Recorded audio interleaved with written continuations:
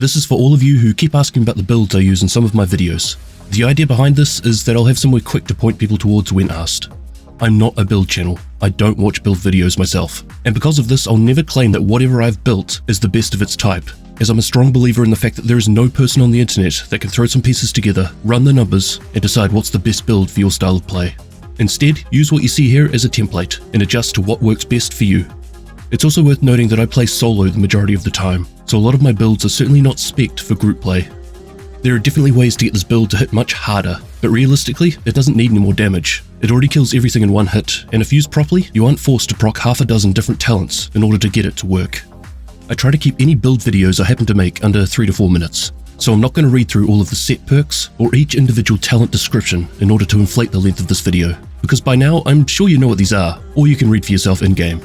I'll also have a cheat sheet at the end of the video that you can take a screenshot of so you can have a quick reference point later. The idea behind this build is ridiculously straightforward. Stack all the headshot damage you can. Here I'm running 4 pieces of the Hotshot gear set on the mask, gloves, holster, and knee pads. The backpack is Araldi Holdings, with the Vigilant talent rolled onto it. Araldi because of the native brand set bonus of 10% marksman rifle damage. The chest is the named Walker, Harris & Co. brand set piece, called Chainkiller, which has the perfect headhunter talent.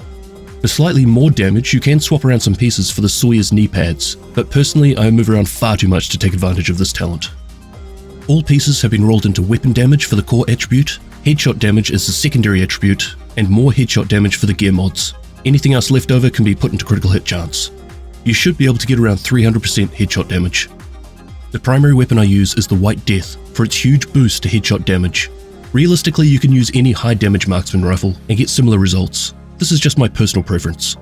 However, the talent is what's important.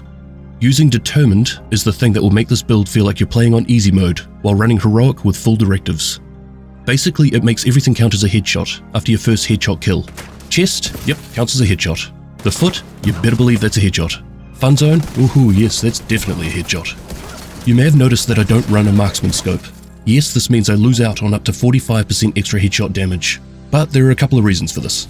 Personally, the force scoping in the Division 2 is far too slow for my playstyle, and also a bit limited for the varied range I like to be able to shoot enemies at with this build, but each to their own. The secondary and sidearm weapons don't really matter. Choose what you feel comfortable with. All going well, you'll never use them. The specialization is Sharpshooter, because it's the one that gives the most benefits to a sniper build, like headshot damage and increased armor while in cover. Regarding the skills, the vastly underappreciated Tactician Drone is in my opinion criminally underutilized.